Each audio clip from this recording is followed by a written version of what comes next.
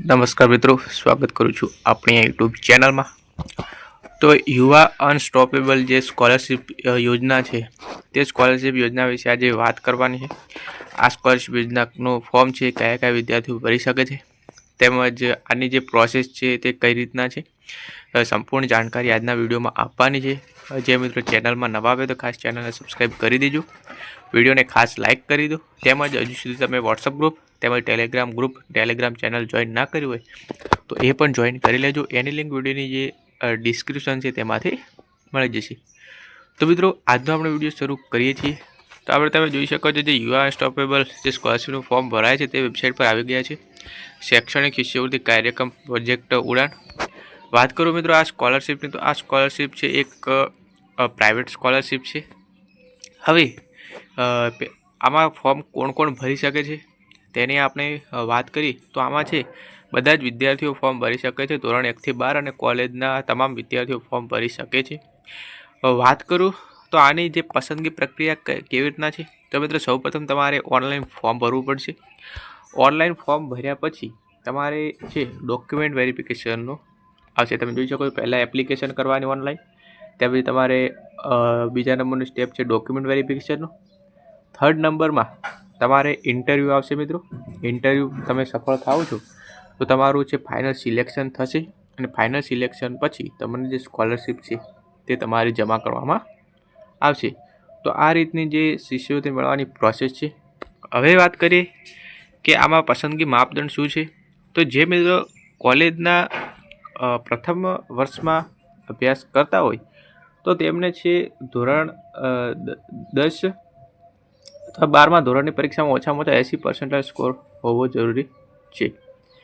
એટલે કે જે ધોરણ 12માંથી કોલેજમાં આવ્યા હોય તેવા વિદ્યાર્થીઓએ ધોરણ 12ની પરીક્ષામાં 80% મેળવેલ હોવી જોઈએ। અને જે મિત્રોએ હાલ ધોરણ 10માં અભ્યાસ કરતા હોય હાલ 11મા ધોરણમાં અભ્યાસ કરતા હોય તો તેવા વિદ્યાર્થીઓ ધોરણ 10ની અંદર 80% રેન્ક ઉપર હોવી જરૂરી છે। પરંતુ જે ધોરણ 1 થી 9ના વિદ્યાર્થીઓ છે તેમને આ પ્રકારનો કોઈ ક્રાઇટેરિયા નથી, તેવા તમામ વિદ્યાર્થીઓ સ્કોલરશિપનું ફોર્મ ભરી શકે। પરંતુ જે મિત્રો ધોરણ 11માં છે તો તેમને ધોરણ 10ની અંદર 80% રેન્ક હોવી જરૂરી છે। અને જેઓ કોલેજમાં છે પ્રથમ વર્ષની અંદર તો તેમને ધોરણ 12ની અંદર 80 રેન્ક હોવી જરૂરી છે। પરંતુ જે ધોરણ 1 થી 10ના વિદ્યાર્થીઓ છે તેમને આ પ્રકારની કંઈ રેન્કની જરૂર નથી, તેઓ તમામ ફોર્મ ભરી શકે છે। અને આવક મર્યાદાની વાત કરીએ તો વાર્ષિક આવક છે તે 3 લાખ રૂપિયાથી ઓછી હોવી જોઈએ, 3 લાખથી વધુ હોવી જોઈએ નહીં। તો આ રીતની કૌટુંબિક વાર્ષિક આવક 3 લાખ રૂપિયાથી ઓછી હોવી જરૂરી છે। હવે મિત્રો આગળ વાત કરીએ કે આનું ઓનલાઈન એપ્લિકેશન ફોર્મ છે કેવી રીતે ભરવાનું થાય। જે વેબસાઇટ છે યુવા અનસ્ટોપેબલ, આ વેબસાઇટ પર આવી જવાનું છે। ત્યાર પછી તમારે અહીંયા લખેલું જે એપ્લાય કરવાનું શિષ્યવૃત્તિ માટે હમણાં જ અરજી કરો તો તેના પર તમારે ક્લિક કરી લેવાનું રહેશે। તેના પર તમે ક્લિક કરશો એટલે આ પ્રકારનું એક ફોર્મ છે તે ઓપન થઈને આવી જશે। વાત કરીએ તો સૌપ્રથમ તમારે અહીંયા આધાર કાર્ડ નંબર ફિલ કરવાનો રહેશે। ત્યાર પછી આધાર કાર્ડનો જે આગળનો ભાગનો ફોટો છે અપલોડ કરવાનો રહેશે, ઈમેલ આઈડી એન્ટર કરવાની, ત્યાર પછી આધાર કાર્ડનો પાછળનો સાઈડનો ફોટો, ત્યાર પછી તમારું અહીંયા પૂરું નામ લખવાનું રહેશે। ત્યાર પછી અહીંયા તમારો મોબાઈલ નંબર એન્ટર કરવાનો, મોબાઈલ નંબર એન્ટર કર્યા પછી અહીંયા જેન્ડર સિલેક્ટ કરવાનું રહેશે, મેલ ફિમેલ જે બી હોય। ત્યાર પછી અહીંયા તમારો એક સ્ટુડન્ટ ફોટો લખેલું ત્યાં ફોટો અપલોડ કરવાનો રહેશે। વાત કરીએ ફેમિલી ડિટેલ્સ એન્ડ એડ્રેસની તો સૌપ્રથમ તમારે અહીંયા ફાધર્સ નેમ, ત્યાર પછી તમારે જે આવકના દાખલાની જે એન્યુઅલ ઇન્કમ અંદર આવકના દાખલામાં લખેલી છે તે આવકના દાખલાની જે ઇન્કમ એન્ટર કરવાની છે। ત્યાર પછી ફાધર ઓક્યુપેશન, ફાધર શું ધંધો અથવા કામ કરે છે તે અહીંયા લખી લેવાનું છે। અહીંયા આવકનો દાખલો અપલોડ કરવાનો છે। ત્યાર પછી અહીંયા તમારે માતા અથવા પિતાનો જે મોબાઈલ નંબર છે તે એન્ટર કરવાનો છે। એટલું કર્યા પછી તમારે કાસ્ટ સિલેક્ટ કરવાની છે, general, SC, ST, OBC, EWS અધર જે બી હોય તમારે કાસ્ટ સિલેક્ટ કરી લેવાની છે। ત્યાર પછી તમારે અહીંયા મધર નેમ તમારે અહીંયા સિલેક્ટ કરી લેવાનું છે। અહીંયા તમે જોઈ શકો છો કે ફરી આપણે બીજું પર આવીએ તો અહીંયા તમારે છે મધર નેમ છે એન્ટર કરી લેવાનું છે। મધર નેમ એન્ટર કર્યા પછી તમારે છે અહીંયા મધર ઓક્યુપેશન એટલે કે મધર હાઉસવાઈફ છે તો એ હાઉસ લખવાનું છે। ત્યાર પછી અહીંયા રિલિજિયનમાં તમે હિન્દુ છો, મુસ્લિમ છો, ક્રિશ્ચિયન છો, શીખ છો જે બી હોય એન્ટર કરવાનું છે। ત્યાર પછી તમારો અહીંયા પિનકોડ એન્ટર કરવાનો છે જે આધાર કાર્ડની પાછળની સાઈડમાં એન્ટર લખેલું રહેશે। ત્યાર પછી તમારો contact number, mother contact number, તમે તમારો જે પિતાનો કોન્ટેક્ટ નંબર આપ્યો હોય તે પણ અહીંયા એન્ટર કરી શકો છો. તે પછી તમારું સ્ટેટ સિલેક્ટ કરવાનું છે. તે પછી તમારો પરમનન્ટ એડ્રેસ, જે તમારા આધાર કાર્ડમાં જે પ્રકારનો એડ્રેસ છે તે એડ્રેસ તમારે એન્ટર કરવાનું છે, લખવાનું છે. તે પછી તમારો જિલ્લો, કરંટ એડ્રેસમાં એ જ તમે જે હાલમાં જે રહો છો ત્યાંનો એડ્રેસ લખવાનો છે. જો તમે હોસ્ટેલમાં રહેતા હોય તો એ હોસ્ટેલનો એડ્રેસ લખવાનો છે. ત્યાર પછી ઇલેક્ટ્રિસિટી બિલ, મિત્રો જે તમારું વીજળી બિલ છે તે અહીંયા તમારે અપલોડ કરવાનું રહેશે. એની રકમ પણ અહીંયા લખવાની છે, કેટલું બિલ આવ્યું છે 2 મહિનાનું, એપ્રિલ અને જૂન મહિનાનું મિત્રો બિલ. અહીંયા તમારે બિલની રકમ એન્ટર કરવાની છે અને અહીંયા બિલ અપલોડ કરવાનું રહેશે. એજ્યુકેશનની વાત કરીએ તો સૌપ્રથમ તમારે પાસ્ટ સ્ટાન્ડર્ડ ગ્રેડ લખેલું છે. ત્યાં તમારે પાસ્ટ સ્ટાન્ડર્ડ એટલે કે તમે ધારો કે હાલમાં ધોરણ 9ની અંદર અભ્યાસ કરો છો તો તમારે છે અહીંયા ધોરણ 8 સિલેક્ટ કરવાનું છે. પાસ્ટ એટલે કે ગત વર્ષનું, તો ગત વર્ષનું અહીંયા તમારે ધોરણ સિલેક્ટ કરી લેવાનું રહેશે. ત્યાર પછી past school, college, institute name with fees per years, એટલે કે તમે જે તમારી પહેલી સ્કૂલ હતી, ધારો કે તમે ધોરણ 9માં અભ્યાસ કરો છો, તમે ધોરણ 8ની જે સ્કૂલ હતી ત્યાં તમારે એની સ્કૂલનું નામ એન્ટર કરવાનું છે અને અહીંયા એની ફી કેટલી છે સાઈડમાં એની ફીઝ એન્ટર કરી લેવાની. નામ સાથે તેની ફી કેટલી હતી સ્કૂલ એ પણ એન્ટર કરવાની રહેશે.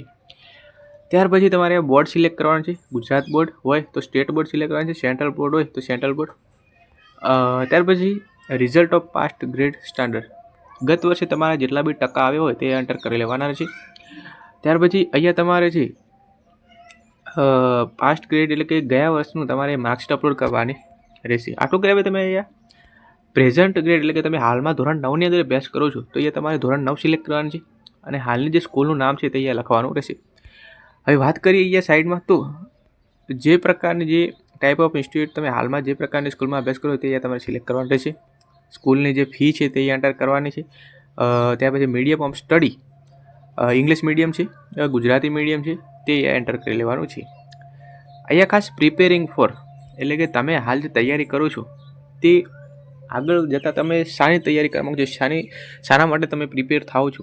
ધારો કે તમે ધોરણ 9ની અંદર અભ્યાસ કરો છો અને તમારું સપનું છે કે મારે એક ડૉક્ટર બનવું છે આગળ જતાં, તો તમારે આ પ્રિપેરિંગ ફોરમાં તમારે શું કરવાનું છે, અહીંયા નીટ કરી લેવાનું છે. તમે નીટ તો પરીક્ષા આપશો જ. જો તમારે ડૉક્ટર બનવું હોય તો તમારે નીટ પરીક્ષા તો આપવાની છે, તમારે નીટ એન્ટર કરી લેવાનું રહેશે.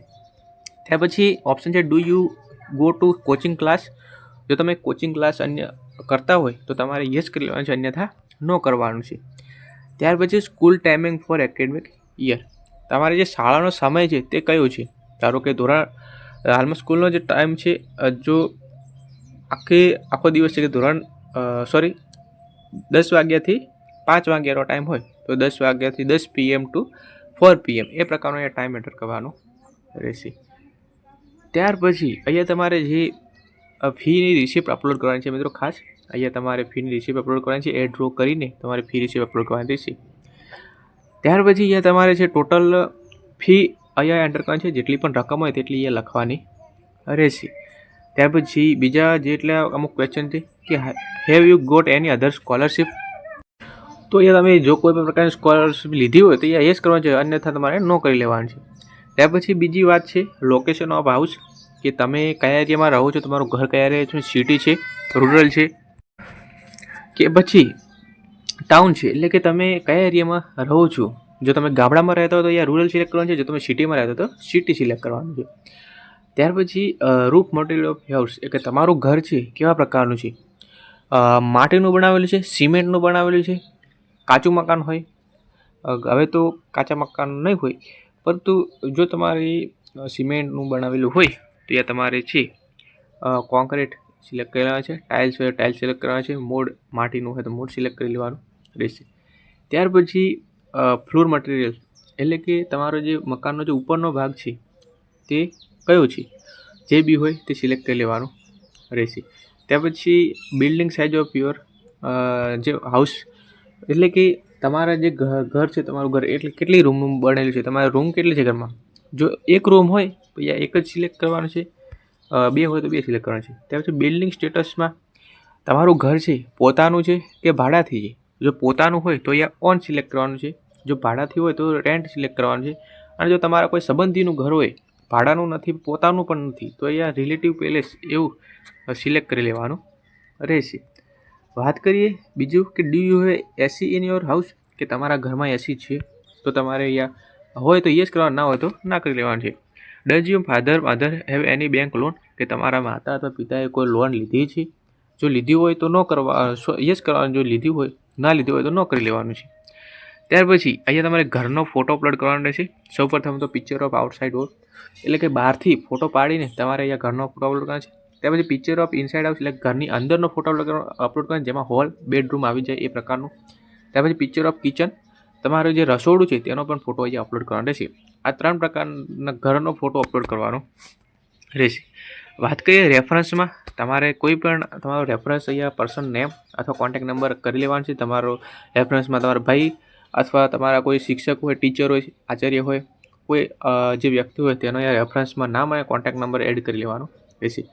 ત્યાર પછી શેર યોર 4 થી 5 line your about your self, એટલે કે તમારા વિશે તમારે 4 થી 5 લાઇનમાં અહીંયા તમારે ઇન્ટ્રોડક્શન આપવાનું છે. સૌપ્રથમ ટોપિક છે કે યોર ફેમિલી બેકગ્રાઉન્ડ, તમે કેવા ફેમિલીમાંથી આવો છો. યોર ચેલેન્જ, તમારે આગળ જતાં તમારો કઈ પ્રકારનો સામનો કરવો પડશે અભ્યાસમાં તે પ્રકારનો. ત્યાર પછી why you need this scholarship, એટલે કે તમારે આ સ્કોલરશીપ શા માટે જોઈએ છે, તમે સ્કોલરશીપનો ઉપયોગ શું કરશો તે તમારે લખવાનું છે. ત્યાર પછી યોર એસ્પિરેશન ટુ, મતલબ કે તમારું જે તમે કોને જોઈને તમે મોટિવ થાવ છો એ તમારે સિલેક્ટ કરવાનું રહેશે. હવે સ્ટુડન્ટ બેંક ડિટેલમાં bank account holder name, IFC code, bank name, તમારે જે બેંક ડિટેલ છે તે એન્ટર કરી લેવાની છે. ત્યાર પછી લાસ્ટમાં એક્સેપ્ટ કરીને સેવ ઓપ્શન પર ક્લિક કરશો એટલે તમારું ફોર્મ છે એ સબમિટ થઈ જશે મિત્રો. તો આટલું યાદ રાખો, આ રીતના ફોર્મ છે. હવે સબમિટ થયા પછી તમારે જો ઘરે બેઠા ઓનલાઈન ફોર્મ ભરાવવું હોય તો આપેલ નંબર પર તમે સંપર્ક કરી શકો છો. તો અમે નજી સાથે અમે તમને ફોર્મ ભરી આપીશું. તો મિત્રો વિડીયો પસંદ આવે વિડીયોને એક લાઈક કરી દો, આગળ શેર પણ કરજો, ચેનલને ખાસ સબસ્ક્રાઈબ કરી દેજો. તો મળીશું બીજા એક નવા વિડીયોમાં.